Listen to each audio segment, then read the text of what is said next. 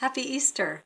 It's Liz and it's Easter Day, Sunday, and I am so excited to share with you these verses.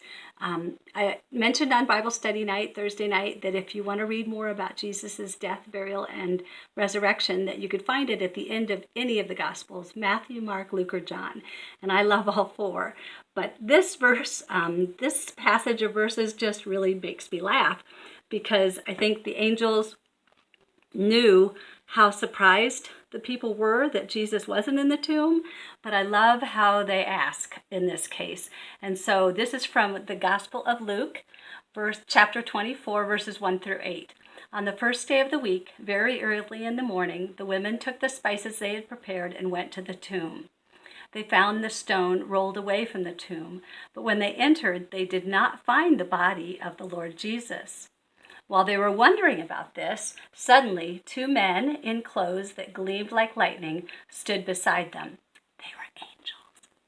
In their fright, the women bowed down with their faces to the ground, but the men said to them, "Why do you look for the living among the dead?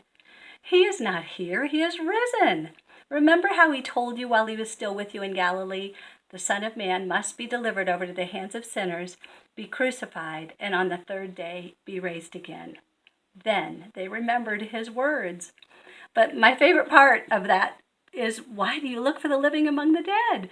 I just have to think the angels were kind of smiling, like, hey, we knew this was going to happen. And so did the women who had followed Jesus. So did the disciples.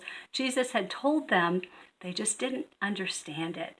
And now it was revealed to them on that first Sunday Easter morning, that first Easter morning where the women heard the words, "He is risen."